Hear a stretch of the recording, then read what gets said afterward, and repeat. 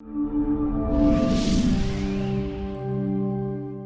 ഇന്ന് dialysis രോഗികളിലെ AV fistula അല്ലെങ്കിൽ arterio Venus ഫിസ്റ്റുലയെ പറ്റി പറയാനാണ് ആഗ്രഹിക്കുന്നത്. ഡയാലിസിസ് എന്നാൽ നമ്മളതിൽ എല്ലാവർക്കും ആ വാക്കിപ്പോൾ സുപരിചിതമാണ്. കിഡ്നിക്ക് രോഗം വന്നു കഴിഞ്ഞാൽ ഡയാലിസിസ് ചെയ്യും.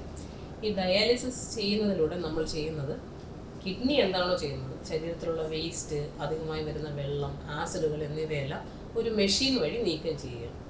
ഇതിനായി ശരീരത്തിൽ നിന്നും ബ്ലഡ് പുറത്തേക്കെടുത്ത് മെഷീനിൽ കയറ്റി ശുദ്ധീകരിച്ച് ശരീരത്തേക്ക് തിരിച്ചു കയറ്റുന്നുണ്ടാവും. ഇങ്ങനെ കയറ്റുന്നതിനായി നമുക്ക് ബ്ലഡ് പുറത്തേക്ക് എടുക്കാനും അകത്തേക്ക് കയറ്റാനും ഉള്ള മാർഗത്തെയാണ് ഡയാലിസിസ് ആക്സസുകൾ എന്ന് വിളിക്കുന്നത്. ഡയാലിസിസ് ആക്സസുകൾ പ്രധാനമായും ടെമ്പററി, പെർമനൻറ്റ് ഇങ്ങനെയുണ്ട്.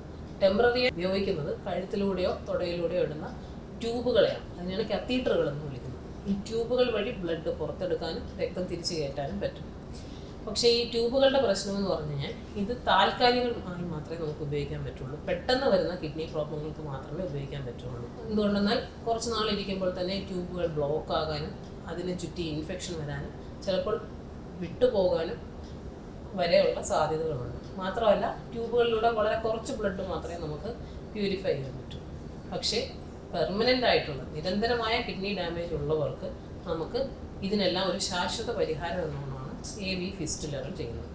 AV ഫിസ്റ്റുല എന്ന് പറഞ്ഞാൽ നമ്മുടെ കയ്യിലെ രക്തക്കുഴലുകൾ തമ്മിൽ കൂട്ടിക്കെട്ടിയിട്ടുള്ള ഒരു മൈനർ പ്രൊസീജിയറാണ്. ഇത് സാധാരണഗതിയിൽ മയക്കേണ്ട ആവശ്യമൊന്നുമില്ല. കൈകൾ മരവിപ്പിച്ചിട്ട് ഒരു ചെയ്യുന്ന സർജറിയാണ്. വാസ്കുലർ സർജൻസാണ് സാധാരണയായി ചെയ്തു വരുന്നത്.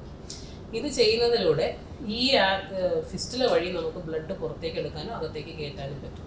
നമ്മുടെ സ്വന്തം രക്തക്കുഴലായതിനാൽ അതിനകത്ത് രക്തം കട്ടപിടിക്കാനോ അണുബാധ വരാനോ ഉള്ള സാധ്യതകൾ വളരെ വളരെ കുറവാണ്. മാത്രമല്ല എത്ര നാൾ വേണമെങ്കിലും നമുക്കത് ഉപയോഗിക്കുകയും ചെയ്യാം. ഇത് കൂടാതെ ഫിസ്റ്റുലയിലൂടെ നമുക്ക് ഒരുപാട് ബ്ലഡ് നമുക്ക് പ്യൂരിഫൈ ചെയ്യാൻ എടുക്കാനും ഉപയോഗിക്കാൻ പറ്റും. 300 ml പെർ മിനിറ്റിലധികം. അപ്പോൾ നമുക്ക് ഡയാലിസിസിൻ്റെ എഫിഷ്യൻസി, ഉപയോഗം കൂട്ടാൻ സാധിക്കും. ഇതിന് പുറമെ ഫിസ്റ്റുലകൾക്ക് ആകെയുള്ള ഒരു കുഴപ്പമെന്ന് വെച്ചാൽ നമുക്ക് എമർജൻസി ആയിട്ടുള്ള ഡയാലിസിസുകൾ അതിലൂടെ സാധ്യമല്ല. എന്തുകൊണ്ടെന്നാൽ അത് ഫിസ്റ്റുല ഓപ്പറേഷൻ ചെയ്ത് മുറിവ് ഉണങ്ങി രക്തക്കൊഴലുകൾ മെച്യൂർ ആകുക, നോർമൽ രീതിയിൽ അതിൻ്റെ വലിപ്പം കൂടുന്നതിനെയാണ് മെച്ചുറേഷൻ എന്ന് പറയുന്നത്. അതിനൊരു 4 മുതൽ 6 ആഴ്ചകൾക്ക്. അപ്പോൾ ഈ ഫിസ്റ്റുലയെ പറ്റി നമ്മൾ കിഡ്നി പേഷ്യൻസ് എന്തുകൊണ്ടാണ് മുന്നേ അറിഞ്ഞിരിക്കണമെന്ന് പറഞ്ഞാൽ പലപ്പോഴും എന്നെപ്പോലുള്ള നെഫ്രോളജിസ്റ്റുകൾ ചെയ്യുന്നത് എന്താണെന്ന് വെച്ചാൽ ഡയാലിസിസിലേക്ക് പോകാൻ സാധ്യതയുള്ള രോഗികളെ മുൻപേ തന്നെ ഈ ഓപ്പറേഷൻ ചെയ്ത് റെഡിയായി പാകപ്പെടുത്തി വയ്ക്കും. ഡയാലിസിസ് വേണ്ട സമയത്ത് കഴുത്തിലോ തൊടയിലോ ഒന്നും ട്യൂബുകൾ കയറ്റാതെ നമുക്ക് ഫിസ്റ്റുല വഴി ചെയ്യാൻ പറ്റും. പക്ഷേ പലപ്പോഴും ഇത് ചെയ്ത് കഴിഞ്ഞാൽ നമുക്ക് ഡയാലിസിസ് തുടങ്ങേണ്ടി വരും എന്നുള്ളൊരു ഭയത്തിൽ പേഷ്യൻസ് ഇത് ചെയ്യാതെ വെക്കുകയാണ് ചെയ്യുന്നത്. പലപ്പോഴും ഈ കോംപ്ലിക്കേഷൻസിനെയോ ട്യൂബുകളെയോ എല്ലാം ചെയ്യാതെ ഒഴിവാക്കുന്നതിനാണ് നമ്മൾ മുൻപേ ഫിസ്റ്റുല ചെയ്യുന്നത്.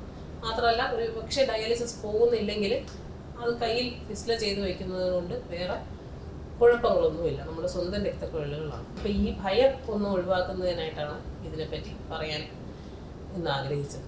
നന്ദി.